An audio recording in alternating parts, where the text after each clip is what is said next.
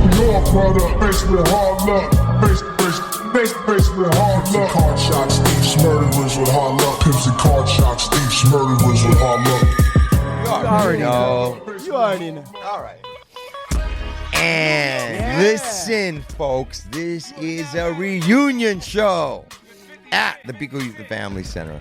I have on what used to be, about 17 years ago, a caseload of young ladies at the Pico Youth and Family Center. And I help facilitate a mentorship program with a woman named Yolanda at work there. And I came there to try and help out some youth and maybe at-risk youth. And I ended up with these fantastic girls, you know, at the time as a caseload that I came and regularly once a week we would meet up and go to field trips or go to the park or just sit around and talk out different things and events and, you know, community stuff. And it went on for, I want to say it went on for like a year and a half or so, when, you know, and it was an amazing experience, something I'm very proud of being involved in. And me and Yolanda are kind of in the same, we still talk and run into each other every now and then. And we talked, and my partner had heard the story about this and was like, you need to get a hold of that. You need to set that up. We need to have them in. I was like, we absolutely do. So I reached out to Yolanda. Say hi, Yolanda, on the mic. Hi. Yeah. You hear that pretty voice? That's Yolanda. De Cordova. Yes, the beautiful Yolanda, who was a facilitator, a coordinator here at Pico Youth and Family Center, along with Oscar De La Torre. Oh, man of the people, Santa Monica leadership extraordinaire. Yeah, what do you call that? Somebody political figure? He's a political figure, this guy. Right? I would say he's less of a political figure and actually a democratically elected voice of the people. Yes, that's clear definition. Exactly. So again, me and Yolanda get to talking, and she's like, sure, we're going to make this happen. We're going to get all the ladies in together.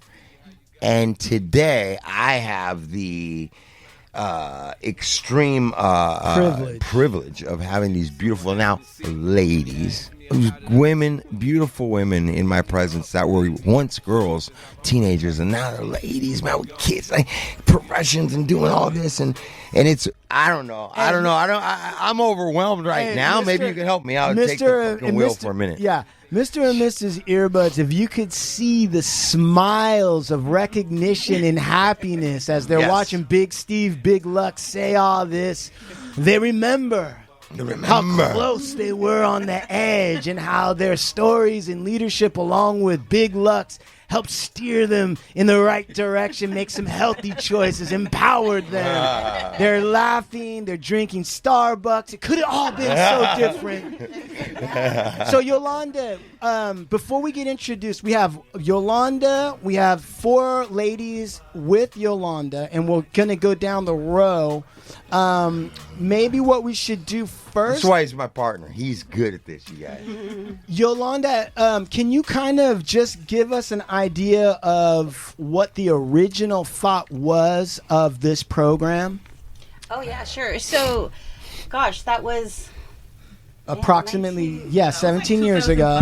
Yeah, I think, gosh, pre-pandemic. Yeah. Oh, totally. So the program, the Pico Youth and Family Center, the program was geared for pretty much advocating for kids who didn't have a voice or their parents didn't have a voice. So we kind of developed this after-school program for that.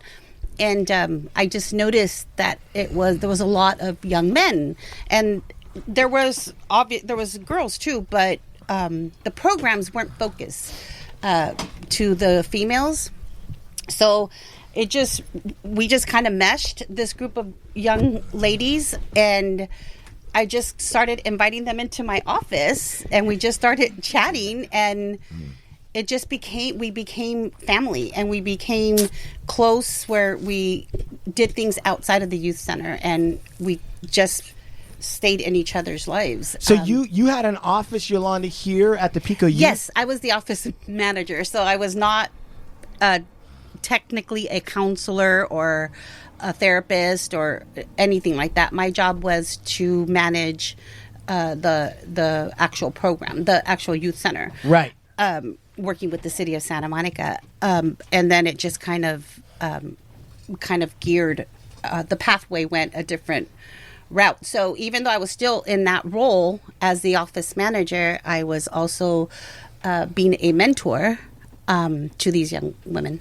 How did you become a mentor to these young women, or how were they selected to be here? Were they going to Santa Monica High School, which was real close, which is a couple block down the street here? Right yes, here? They would come to the youth center after school just to hang out, for them to be together.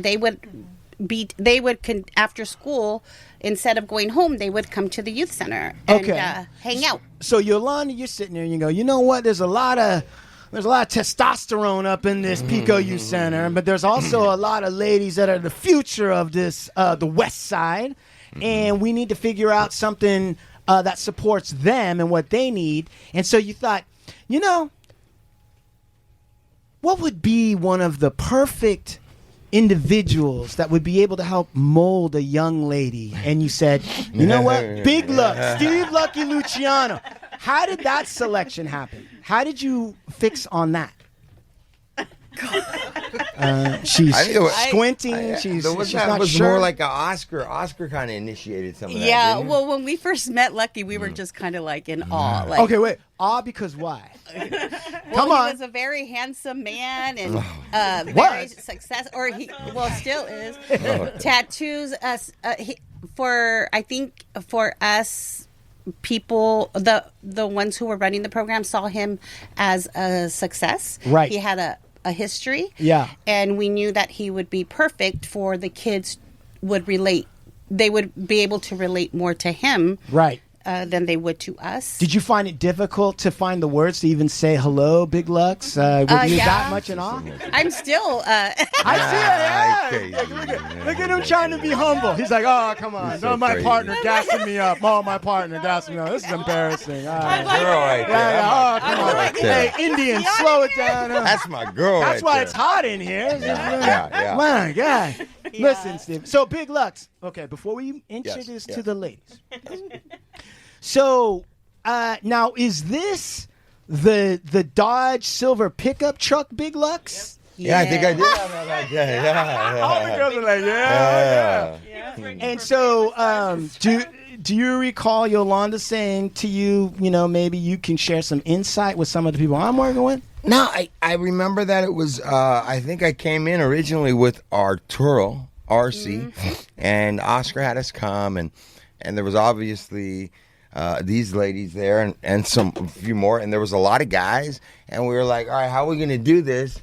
And I don't know, it wasn't like said, oh, you guys are going with him and you guys are going with him. It was kind of like the room kind of just started to naturally kind of sort itself out after Oscar kind of was like, hey, and we're going to, it was casual. And like the kind of group, and somehow I ended up in the center of these girls. Boy, I don't think that's a coincidence. No, but I went in there under a whole different idea. I guess my little ideas was, oh yeah, I'm going to work with some young men in my community. Yeah.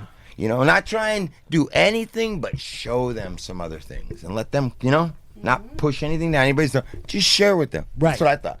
And it ended up being that it just really, from the gate, these women resonated with me. I write kind of really early on. Was like, there's a connection. Like, I'm interested in hearing what they have to say, and it seems to be back and forth. And what I'm doing might be something interesting in their world. And so, and it ended up kind of working. I think it's interesting. I'll tell you what's just saying this and laying this out. I'm going to tell you something. I'm going to be a little bit honest right now. Just a little bit. I think it's interesting that I would be in that situation because on a personal, very personal level in my life, I've had so many difficulties, maybe we might say. I've had a lot of difficulties in relationships with women. But let me also... It's not been something easy for me.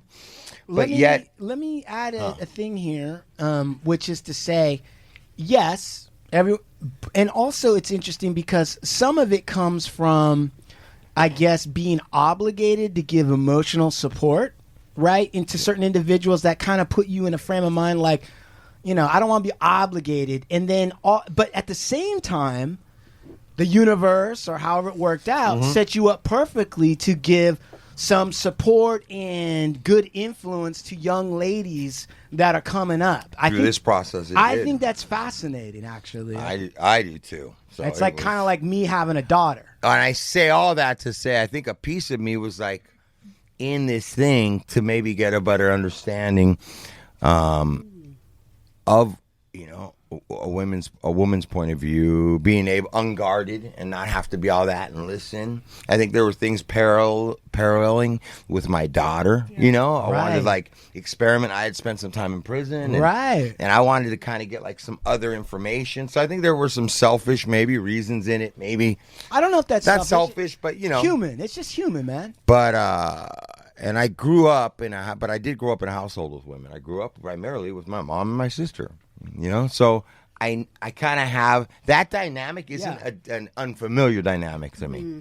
It's easy. It's not difficult for me to. The problem with me with women is the intimacy stuff, right? But at the social level and engaging with women, that's a comfortable place for me. Right, from like a mentorship standpoint. Anything that's not intimate. Right, kind of like, right? All right, so now I'm watching Yolanda take this in with real curious eyes. We got to do some introductions soon. Yeah, okay, all right, we'll move on. That's very interesting. Okay, all right, I got the hint. That's how my bond, that's why he's the Joe. All right, here we go. So, all right, so Yolanda, you've got 1, 2, 3, 4 ladies that are to your left, and we're going to need to pass the mic, I think, to have them introduce. But before we do that, can I just tell a quick story? Yeah. Oh my God. Yes. That's what this is about. Please do. I won't say it, but it's kind of how we all came together. So these girls, one day after school, there was like a big old fight with the girls, a bunch of girls, and they all came in like, I'm gonna come outside. Like all this stuff was happening, and I was like, whoa, wait a minute, what's going on? So anyway, I had to intervene and put these very uncomfortable because these girls who hated each other, I had to sit them down in a room together, and hash things out. And I think that was probably one of the pivoting moments where I knew, one, that's how we became together, or we came together, but 2 is when I thought, okay, we need to do something more for these young women aside from just coming to hang out. So without saying anything, are the 2 ladies that were ready to throw down in this room right now? Wow. Let me check. Hey. Easy. Oh, no, I'm sorry. Hey, Schwartz, get the gloves. Get the gloves, Schwartz. Different group of women, but it was these girls against another group of girls. All right, so you guys are all on the same squad. Yeah, now that makes sense. Okay. Somebody was going to get... Well, that was almost going to get... Her and I. Okay, we're the only ones here. So hold on. Lady one, the fighter. Schwartz, can you please move, Schwartz? This is showrunner stuff. You're fine, partner.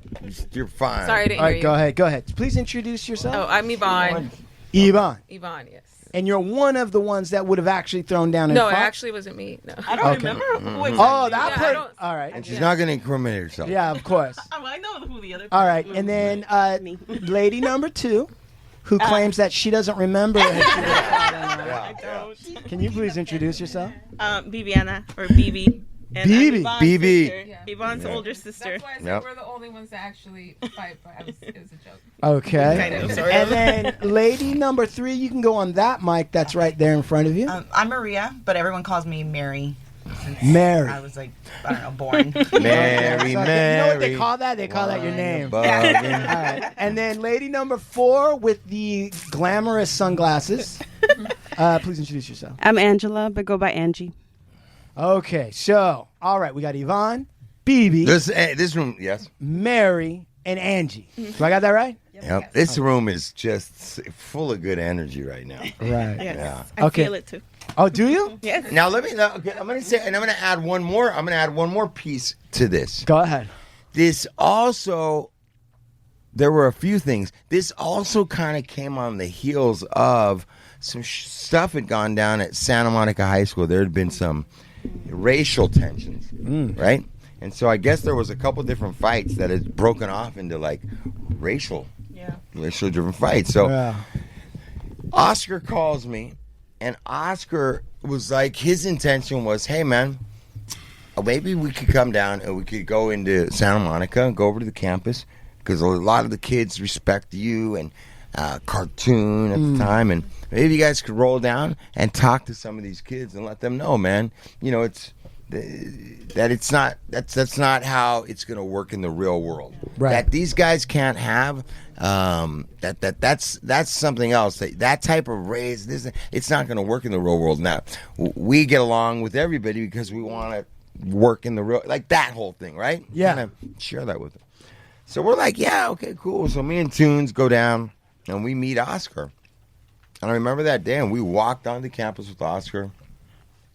And we engage a group of kids, and we're talking with them. We move it over towards the quad, and right then, from the principal to they call the police officers, and now the whole thing, they position this thing as like we were there as shot callers for the Chicano guys to back them up or get them. Think about how that sounds. Right. Think about the director, one of the school board members and the director of the Pico Youth and Family Center is going to bring some gang members to the Santa Monica High School, shot callers is what they were trying to label it, and go incite a riot, pump up students to further escalate this race riot. But in reality, you guys were there to try to help them Diffuse understand and slow down and diffuse all of it, dude. So Right. we were escorted quickly off of,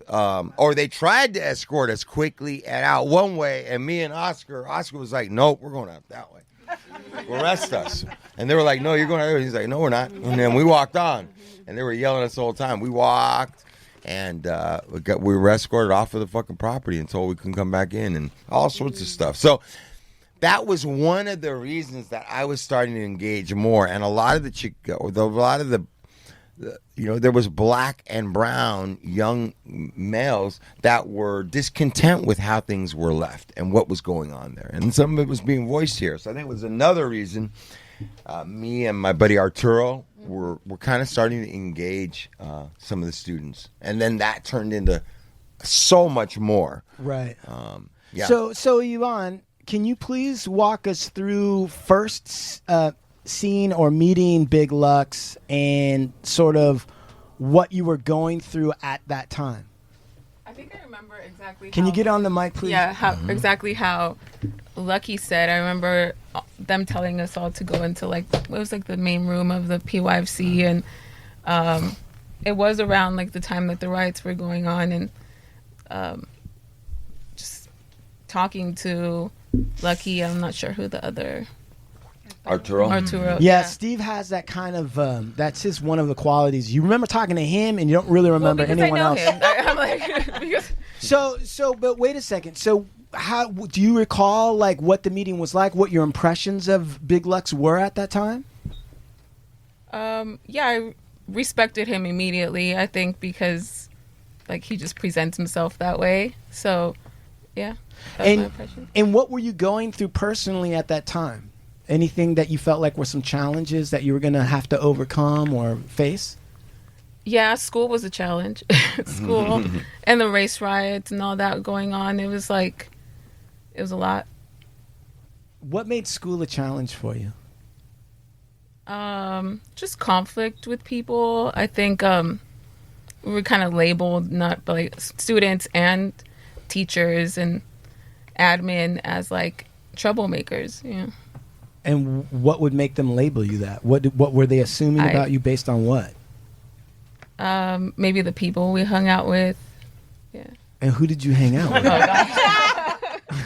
I'm trying to get down to it, Yvonne. Well, I think because we would come to the PYFC, we were around a lot of, people would say, at-risk youth, you know? Right. And People from the Pico neighborhood, underprivileged, and we all know what that could look like. You know? well, you say that, but I know a lot of people that love Santa Monica and visit the beach, and they've been down to the pier, and they don't think that there's any underserved or underprivileged people here on the west side or any kind they of come thing. straight down Pico and then go to the beach and then go back home. Right. So what's the reality of Santa Monica then? What's the real?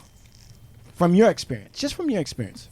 Well, my experience is mostly in the Pico neighborhood, and it was completely different from what some of the some of my peers were going through in school. Different in what way specifically? Yvonne? I think we weren't as privileged. We didn't have as much money as some of the kids. There was like a language barrier with my parents. Your parents spoke Spanish? Yeah. Were they first generation or No, they were immigrants. Yeah. from where? Mexico. ¿Y hablas español? Sí, claro. Sí, yo también, pero estoy aprendiendo español. Soy un So gabacho. we're Soy talking un about gabacho. we're talking about the dynamic of growing up in Santa Monica with a lot of privileged Yeah. kids and Yeah, feeling kind of put off to the side. Yeah. right. Right. Okay. So now, Bibi. Yes. Okay. Please move the microphone over to your sister, Yvonne, if you would so kindly I do got the. one here. I think this one's good. Is that good? Yeah. Okay. Yeah. Lean into that one. Yes. And please describe your impression when you first saw and met with Big Lux. I don't remember the first time I don't know. I don't remember this meeting we're talking about, but I just remember like looking up to Lucky. Like he was so confident. He seemed so successful. I know he had, gone through some stuff in his life. And he was just like a big role model to us. Like, What kind of things that Big Lux do that were things that you admired or you like, I'm going to live up to that?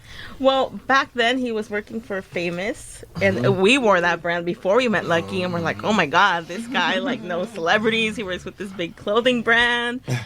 And I don't know, he was just, hanging out with Mr. Cartoon and all these other cool guys. And I was like, oh my God, Lucky's so cool. And then I remember when we were in this group, like, I don't remember exactly how we were chosen to be in this mentorship group with you. But I remember after, like, everyone wanted to join. And they were like, oh my God. Yeah. Yeah.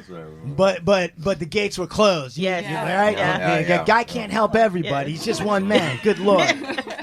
Yeah. All right. And so do you recall anything that you learned from Big Lux that stuck with you? I just, learned that you can change. Like, he gone through some stuff. I don't remember you telling us specifically what had happened. I think you did mention, you were incarcerated or something like that. But, like that doesn't have to be like what you're known for. Like you could come out of that, you can be successful. And, yeah.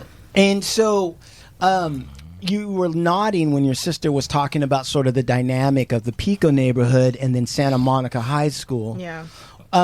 Is there anything that you feel like should be said or it's important to note from Mr. and Mrs. Earbuds that don't have any experience with this? Is there anything you'd like to put out there to say, this is what it was really like, this is the struggle? Well, for me, it was just feeling out of place. Like, I always remember in school, like, after, like, spring break, summer break, like, oh, where did you go? Like, where did you guys go? And I was like, I didn't, like, it made me feel so small. I went to Ensenada. Yeah, no, I didn't even go to Vincent. I didn't go anywhere. I was home. My parents had to work. They couldn't take vacation. They didn't have money to take us anywhere. Like, if it wasn't for us coming here to the Pico Youth Family Center, like, we wouldn't have gone, like, to Big Bear. We wouldn't have gone out, like, to museums, like, different places. Like, that was not a part of my... And it makes me want to cry. Like, Yeah, I'm please a do. very It's emotional good. It's person. good That for is downloads. Please cry. exactly Please summed cry. up right there. That's Yeah. like exactly summed up exactly what a place like this Yeah. should be for, and it was. And And that was one of the main purposes of getting together, whether it was weekly, daily, was because we knew there were the girls had never been to Big Bear, or how often do they get to go to the movies with each other. And those were the little things. For us, they were little things, but for them, it was huge. Yeah. What was it like for you to go to Big Bear? Oh my God, it was so much fun. What did you do? We rented Everything. out a Yeah. house. Did everything. We even had like, a big cabin. We went to Hiking. the lake. We went Hiking, lake Like, swimming, we did. Yes, we watched movies together. barbecuing, Like, built we, a and fire. like as a traditional, like I don't even know how my parents let us, but you're not allowed to go over to your friend's house and sleep over. So it was like an opportunity for all of us, to get together and sleep over and watch movies. And I think, our parents kind of trusted these leaders that worked Right. here. So they were like, okay, they're going to take care of them. They're going to make sure Yeah. everything's okay. Everything's going to be paid for. Like, we didn't have to pay for a thing. Like, No. And they had to sign releases, though. did? Had to I sign remember that. Don't forget the releases, legal. So let me ask you. And you have to convince your parents to sign on. Yeah. Oh, I remember. We were like, you got to get that sign. And like, some of the people didn't have their sign. And we were like, you better have it signed by. Yeah, you can't. Yeah. So, your parents were strict, very strict, very traditional. and what jobs did they do? What was their My work? mom was like a babysitter. She cleaned houses. And my dad, I think he worked for like a company where they repair like glass fiber tubs. Didn't he do some kind of clothing? You That guys was my that was uncle. my Oh yeah, you guys would bring me some really nice clothes. Yeah, that was my uncle. So I want to note that because I think for a lot of parents who really have to work, both parents are working, right? And they have kids and they're trying to instill good values in their kids. So they're saying, no, you can't go spend the night at so-and-so and whatever. And then for them to recognize, like, actually getting out of the city, going up to the mountains where there's a lake, right? So Right. my daughters Trees. can toast some marshmallows, right? Tell a couple scary stories, jump in the hot tub. It's just as important. It's really important, right? For the American dream. Okay, so sitting next to you, lady number 3, is Mary. Maria. Yes. Okay. Sí. Sí. Español también. Yeah. Why Ella you habla español. bugging? ¿Y recuerdas cuando es usted encontré Big Lux? Cuando conocí a Big Lux. Sí. Just flexing. Go ahead and flex. I need to learn. I'm kidding. Same thing like Viviana. I don't really remember the exact moment, but I remember I was always with my friends and I loved being with them. So whatever group they were going to be in, I was going to be a part of it too. Right. I didn't know what it was. I'm like, all right, let's go. Right. And I think a lot of one of the biggest reasons why I was always at the Pico Youth and Family Center was because I didn't like to be at home. I had my own issues in the house. Right. And my mom was just like, yeah, go with your friends, go do whatever you want. And yeah, that's why I ended up there so much myself. Right. And so what was it that you saw in Big Lux that you thought was admirable or showed you another perspective? The way he carried himself, definitely. Like the way he would just like walk into the room, the way he would just greet people, the way he just made you feel special. And I think also his size too. We're like 17, we're like we're like small, tiny, and we're like, oh my gosh, look at this big man. It's funny to hear somebody else's. You know what I mean? so funny. And I love that. we're all a part of that lifestyle. Yeah. But all the guys that we hung out with, they're all knuckleheads. Yeah. They're, Right. They Right. all had like 3 screws loose in their head. What's a typical screw that's loose in a knucklehead? Common sense. Even simple things like drinking water. Walking and drinking water at the same time. Yeah, that's enough. That's Right. You're gonna dehydrate. No, I won't. All right. And so you knew Ivan and Bibi back then. Yes. Okay, and what kind of stuff were you guys getting up to? Tell the truth. Tell the truth. Statute I of will say the limitation. truth. Tell it like Well, Aside I remember this one time, all the knuckleheads, they left their skateboards like randomly out in front of the Pico Youth and Family Center. Yeah. And us girls, we all took their skateboards. We took it down Michigan, then up 16th, and down Delaware. And a few days later, they're like, someone stole our board. And we're like, we're not going to say a damn thing. We kept those skateboards. So we would get into things like that, just walking the streets of Santa Monica, going to the Pico Youth and Family Center, hanging out. And I feel like if the youth center wasn't there, like, where would we we'd be be? on the street. Yeah. Yeah, it really was like that, man. There was They were here, man. There were some guys too. There was a group that they were here, man. Yeah. We would have closed this place down. Like we were like, all right, we gotta go. We'd be like, I have to go home. Yeah. Come on, Yep, let's go. Yep. And Yoli would take us home a lot of the time. She would You drive us all people home. See, Yeah. Yoli, that good karma in your life. Oh, thank you. So, Mary, do you have friends that didn't go to the Pico and Youth Center, and do you see where their life went? People that did not go to the youth center, but I'm still friends with them. Well, I'm just trying to ask you. So you were here, and that gave you a chance to meet Big Lux.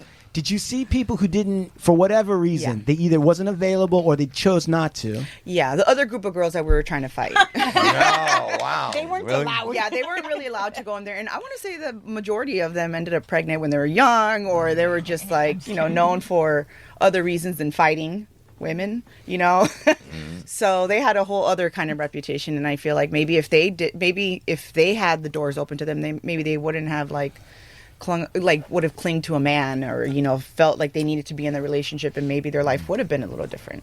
That's interesting. What is the problem with clinging to a man? You said that, and all the women Oh, my sort of goodness. nodded. What is that example? What does that mean? Just going to them for all the support that you may need. Like, instead of getting advice from like a elder or like someone a little bit more mature that's been there, done that, they're going to go to their boyfriend who is like about their age, who's not going to give them advice that come on, teenage boy, what do they want to do? I'm so sorry. All they want to do is just bang. One thing. They want one thing. Teenage from their girls girlfriend. don't want any of that. Yeah. I for sure didn't. I was like, no. Stay away, Satan. Why did you know? Why did She you? made a cross. Yeah, she did. Why were you so clear on that at your age? Oh, my mom, her name is Yolanda too. But Her name is Mary, lives up to goddamn. that Like, her Yolanda name is name. Mary. Like, she is like Selena Yolanda. Right. Minus the killing. But she's right there. But my mom engraved it into my head that if I had sex before I ever got married, I was going to go straight to hell. Yeah. And she told me that, I want to say maybe I was like 3-4 years old, and she told me that. So I thought that my entire life. And then I got a little older, I fell in love, and you went to hell. yeah, and then I went hell. No, yeah, for sure. Still there. She named her after a virgin, for Christ's sake, bro. She did. All right. So, lady number 4 with the glamorous glasses, right? Yes. I wish they could see them. Angie. They're They're going to. You're on camera. They're Yeah. butterfly. They're This is all being filmed. There's a camera right There's there. camera There's a there, camera camera over there. there. Nice. Beware of going in. my God, wait. Oh, no. This is a real show. Hey, This ain't no following the Kim Kardashians or whatever the hell that shit is. All right. So you're wearing what look like butterfly glasses. I believe they were given to you by Elton John. And Bibi, before we go too much further, More Mariah Carey, I'm for sorry. sure. Right. And I'm sorry. Oh. Wait a minute. Oh, my I little- like what's going on with your fingernails. You got a lot going on there, yeah? Yeah. what Okay. is going on there? I can't see from over here. I'm an old man. A little eye. Okay. Okay. I was just noticing she got a lot going on with the fingernails. I like it. Okay. So Angie, do you recall sort of your first impressions or your experience in meeting Big Lux? Yeah, I'll go with Yolanda. I thought you were handsome, for yeah, sure. finally some I was a young honesty in this teenage place. girl. Right, come on. I'm gonna keep right. it real. Right. I mean, I looked up to gangsters when I was that young. Yeah. So I'm gonna be real about that. Yep. Tattoos are really impressive for me. Right. Yeah, the confidence. Who you were connected with was really, really impressive, considering like who we were hanging out with. I was like, oh, okay. Oh, this is okay. cool. And what was it? Was there anything actually surprising that you experienced or learned from Big Lux that you might not think that you would learn from somebody that appeared the way Big Lux appeared? I would say his consistency to Yeah. keep showing up with us week after week and just impressing us with his time and attention, his curiosity to get to know us, and just the gifts he gave us. He was just so giving, and that was really beautiful to feel that from a male in our life. From a man. That wasn't like a father figure. Yeah. Oh, Getting thank you. paid for it, That's- you know. Hold on, Yeah. hold on. Let's not gloss over I'm this. just saying. Nice to hear Big that. Lux, Big Lux. Uh-huh. And you're a tower of strength. We all know that. Ah, thank you. Look See, at this that. is why he's my partner, really. Right? All right. But Yes, sir. you're hearing these women talk about how you made an impact on their lives. Yes. How does it feel? I mean, I didn't know at the time, but it feels fantastic. I mean, this is the reason I want to have the show. I wanted to get a perspective today. 'Cause I have many thoughts of like what happened and what we did and different things, but I always think to myself, you know, at times, I wonder what's going on. You know, I wonder what's going on with Bibiana, or you know, what happened to Mary? What she doing? You know. So to have them back on, I wanted to hear that. But then some of the things that they're saying. They're reminding me of things maybe I don't even remember, or they're letting me know things that I was maybe not sure of, or I wanted, you know. So hearing this stuff is interesting to hear. I like it. But how does the person Big Lux feel when he hears women saying like, you know, his consistency? Something yeah. Well, my ears perked up because there's a lot of people on this planet that would put an IN before that consistency, because I've been inconsistent in a lot of areas in my life. So it reminds me that I can be consistent when something's important. That's what I hear. You know, like with this show, we're consistent. Well, man, that's for real. And I also feel like I know how to be consistent. That's what that reminds me, that I know how to be consistent, man, with a lot of things in business and. You know? You know what? And now we have these ladies here, and I think ladies should hear this, but now that we're talking about this, do you find that it's hard for you to accept these compliments? No, not from these ladies.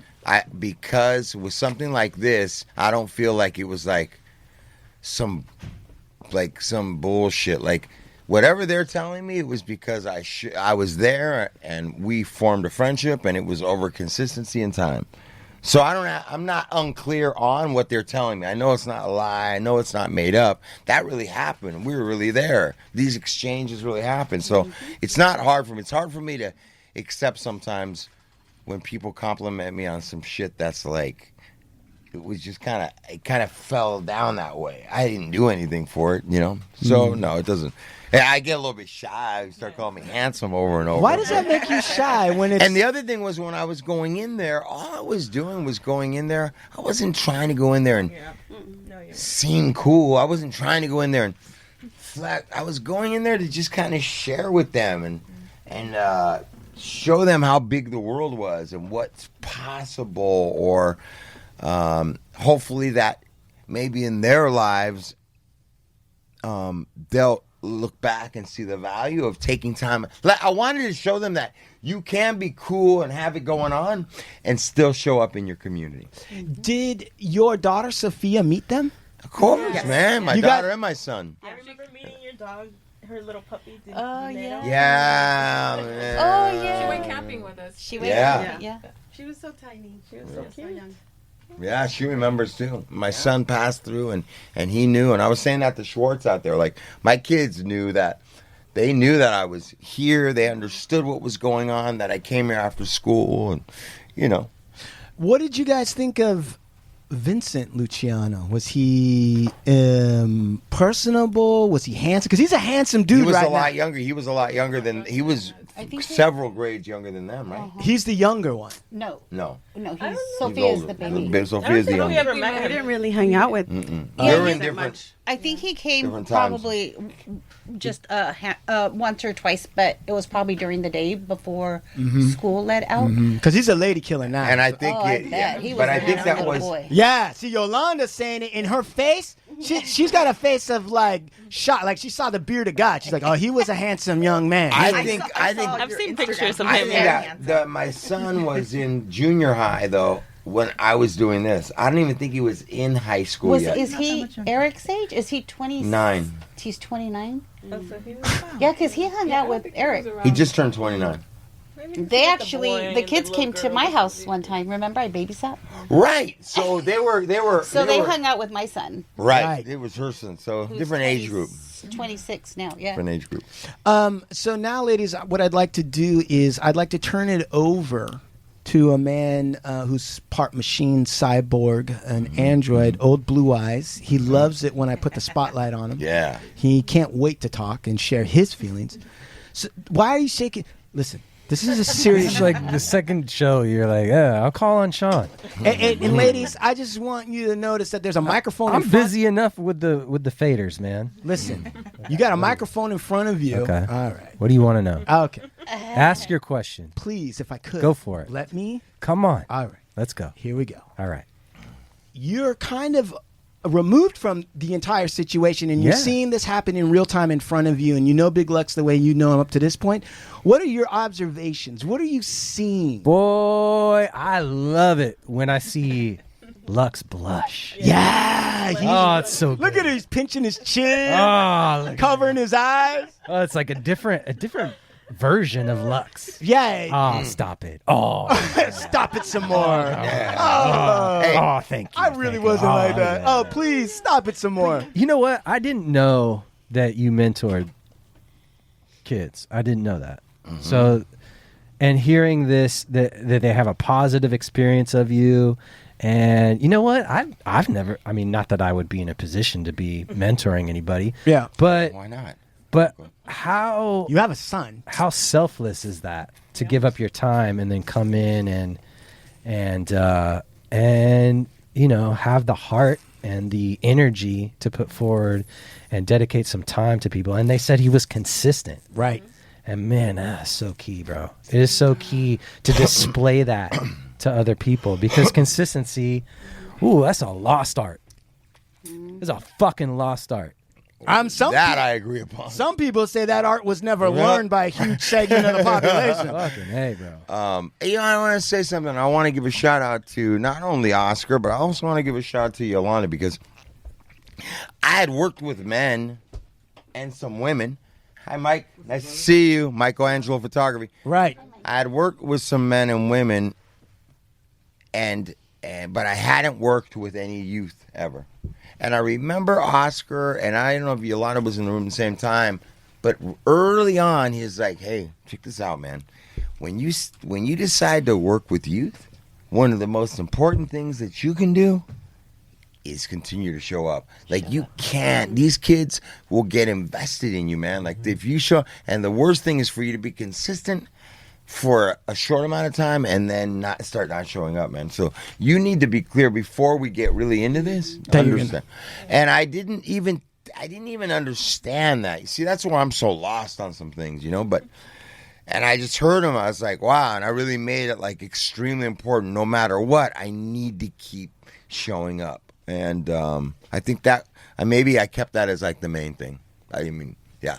So. Can I say something? Yeah. When we were talking about this before the show, we were like, the most important thing, and the thing that stood out was, you know, that he showed up, and we didn't really have a lot of people showing up for us like that, especially men. You know, as women, we didn't have like a consistent man showing up for us. That's fun. That's an interesting observation, because I actually hear that a lot from women. It's like men can be just so inconsistent. Yeah. They can be, and a lot of women feel very, you know, I won't say which man in their life or whatever. It might be different for different women, but it seems like a lot of them feel somewhat disappointed. Mm-hmm. Does that resonate with you, ladies, about certain individuals or certain males that you may have wanted to rely on, and you go, man, that was disappointing. I thought. Oh yeah, definitely. So I'll tell you something. I'll tell you something though, man. I will say is that I also, and later on, realized I like treating my daughter. I treat my daughter as a lady, right? yeah. And I like to give my daughter things and gifts and stuff. And in my head, I'm like, I'm the guy that can give my daughter something and doesn't expect to get in her pants or want something from her. Right. I'm completely able to give it to her, and she knows it's coming, and there's nothing attached to it, right? And I felt that in ways here. I was able to give these girls something and not want something from them. Right. And as a woman, a young lady, and you're starting to turn into a woman, Yep. there's a lot of males around. Yep. And they are like fucking, I hate to say it, man, but sometimes they're like fucking sharks. Right. And I felt like, they should be able to receive something with a man not wanting something in return from them. And I felt like I wanted to exercise that sometimes with them. I think you're preaching to the choir, because I think these ladies know probably better than anybody else that a lot of guys that come through got an ulterior motive. Oh yeah. I mean, you hear that? Oh yeah, Mr. and Mrs. Earbuds. That was like, And not be a fucking like and not have, I don't know, man. You can't. No, it's true. I grew up like with my dad not being around. I have a stepdad, but he was like the quiet man on the couch. Yeah. That Same with my dad. couldn't say anything, just left me I'm alone. tired from work. So it was nice to see someone there for it. Think about that, what she just said. You're gonna marry a woman, come into her life with a kid, but you're gonna choose to be the silent guy on the couch. yeah, I think about that. I'm not trying to down or put anything, but I'm just saying, like, that sounds crazy to me that you're gonna marry somebody with a child and not be prepared to, like, I'm going to say this. Step up. This is what I'm going to say, and I'd like to hear your guys' opinion on it. I'm going to say that we have a system that's been set up to wear people out at work and to allow people to escape their other responsibilities to their families speak on that, too. by going to work. And it's almost as if the culture is permeated with a concept that so long as you come in and donate your time to the company, you're forgiven for drinking at home and not being there for your kids. Can you guys speak to that at all? Does that resonate? What do you think? I mean, absolutely. I'm thinking just like how capitalism really breeds on a lot of, especially immigrant families. Like my family migrated from El Salvador, and I was definitely someone who benefited from a space like Pico Youth and Family Center because they didn't have time to pick me up right after school. I didn't have nowhere to go. Definitely exhaustion, fatigue, depression, things that they don't know how to name it. So much trauma in their migration story.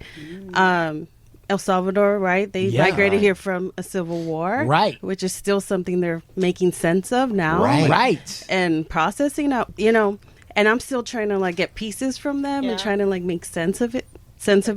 Now that I'm a mental health therapist, but all of that is trickled down, right? So as a child, they didn't know how to relate. They didn't know how to give me time, be curious about. But they hadn't even gotten over it for themselves. They didn't receive it themselves either. So they have no idea where to begin. No modeling, Right. no understanding to do that. And let's really be clear, because my wife is first generation Guatemalan. Okay, so her mom is from the old country and came here and was cleaning houses, right? and till she same. Yep. My mom too. Okay. But I want to say this, and I think this is a piece that's kind of missed a little bit, and that is the countries that people come from are still capitalist Western countries. So even in the old country, there's not any tools. You have wealthy that are, taking advantage of the impoverished. Right, And so they're leaving that situation, which is just worse than the situation that's in the United States, perhaps. And so, like you said, there's no tools, there's no language. My experience of the Latin culture has been that work is all pervasive. Like that is the most important thing. They're going to work.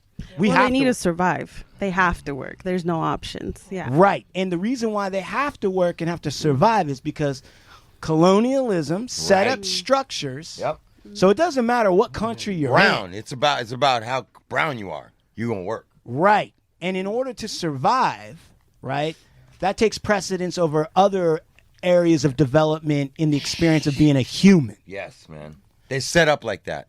Yes. And then so it can be very difficult because I'm kind of asking you now that you are educated in the field of mental health. Yeah. How hard is it to try to talk to somebody from the immigrant experience and try to get them to connect with, hey, maybe you're feeling down or depressed, or maybe there's this or maybe there's that, and they're like, I'm not crazy. Like there's no language for them to accept that I can talk about these quote unquote negative feelings without it coming off as I'm weak. What's your experience with that? Well, definitely part of my job is destigmatizing and really finding Because also in Spanish, it's a different way to even talk about mental health. It's How so? different. Right, You have to right. use The their culture. language, But it's right? the culture. It's not even in the culture, really. It's not even in it. We're still figuring out as professionals, like, okay, how do we translate in the same way they would understand it, and also translate to how we know it as a profession. Right. Oh, man, I didn't even think of that. It's difficult still, but I think there's more talk about it. Definitely more education about it. Yeah. We're trying to destigmatize it. Trying to make connections, right? I focus on the behavior, like and I find opportunities to always just kind of name it. Like for my dad, sometimes he had COVID in 2020. He was hospitalized. That was a traumatic experience for him. For him to think that it wasn't traumatic is so interesting to me. Oh, he can't But I'm accept like, it. you know that's traumatic, that you were almost gonna die, and so Listen, I'm bringing it back. I have in-laws, all right? I get that because I'm still married and I got to make sure I do this the right way so that I can sleep at night. I have in-laws who clearly got sick with COVID, didn't go to the hospital, but were down for the count, right? In a way that I've never seen before. Right. Then later in conversation, they're like, "Oh, I wasn't sick. What do you mean?" I go, "I've never seen you in bed for like blah blah blah." And they're like, no, I have. It was a headache.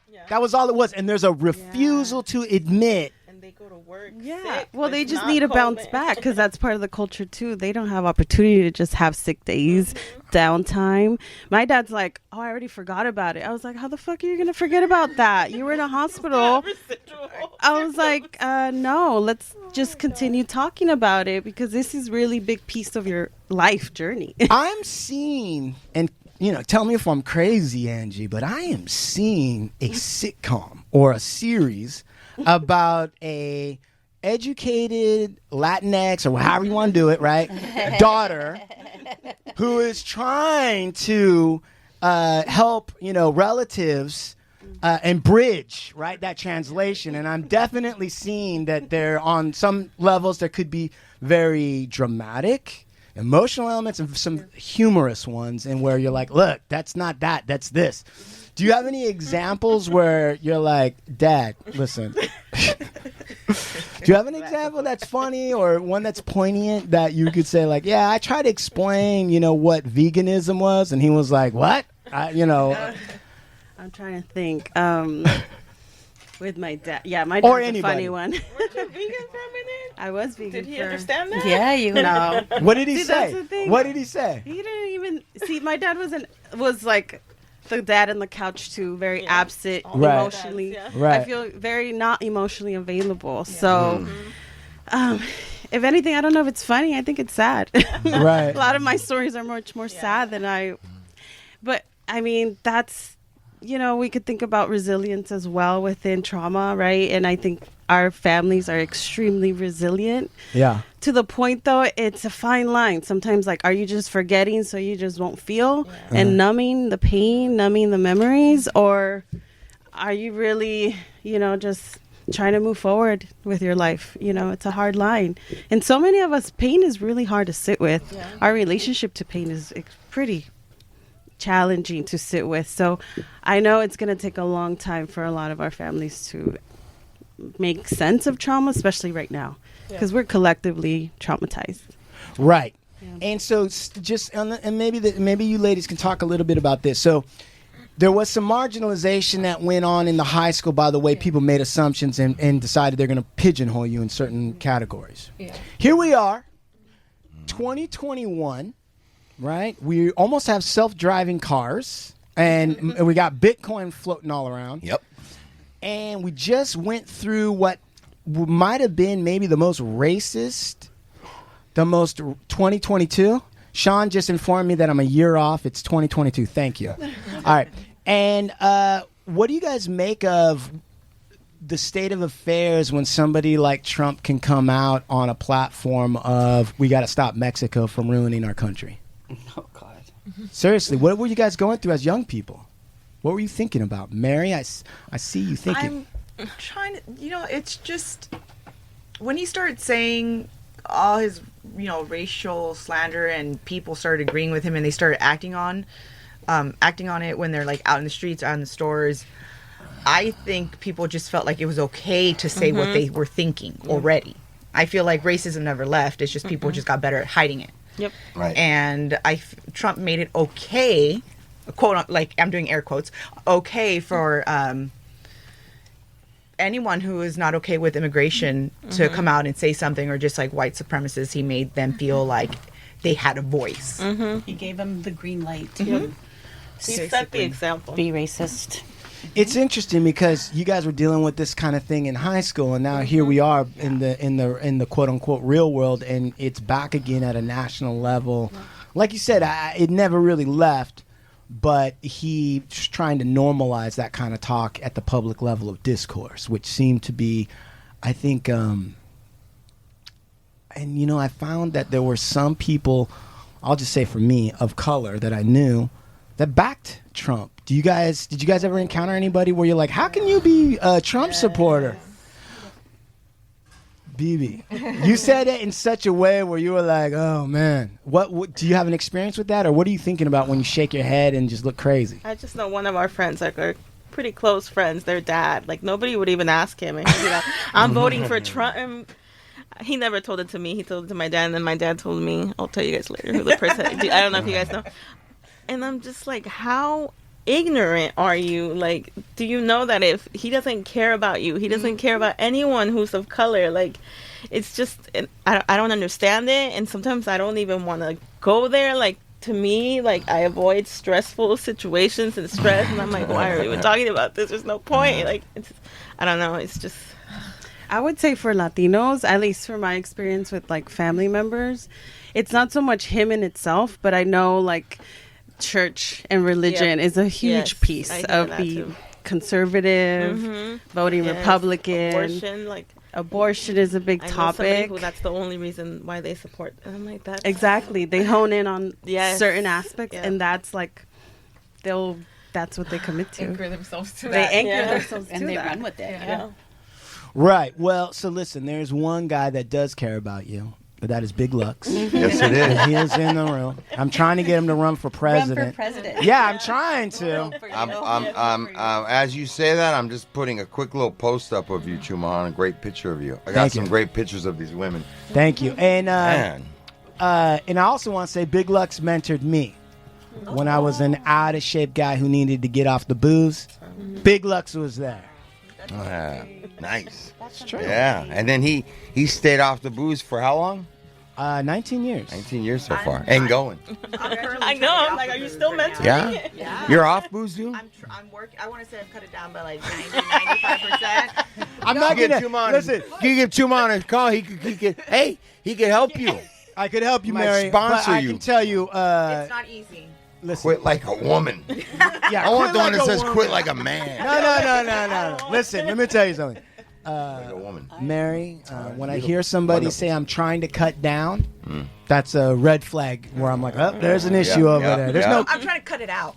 right, but But you're I'm just currently cutting down. Yeah. right. This has got to be one of my favorite ever.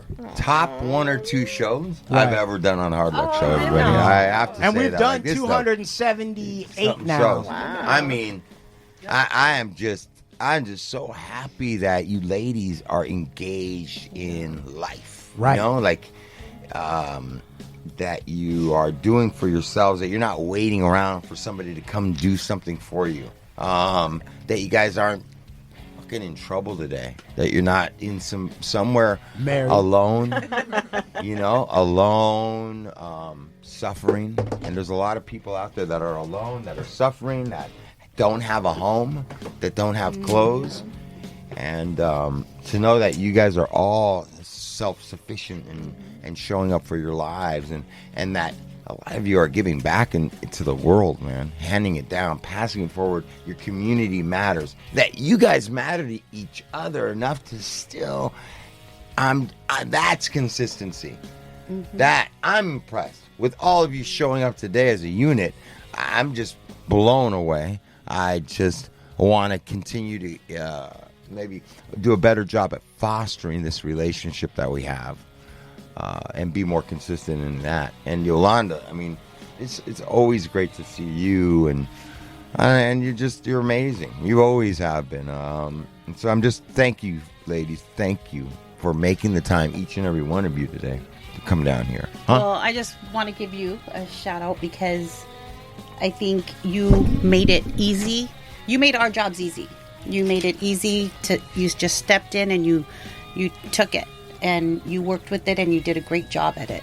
And look at these girls.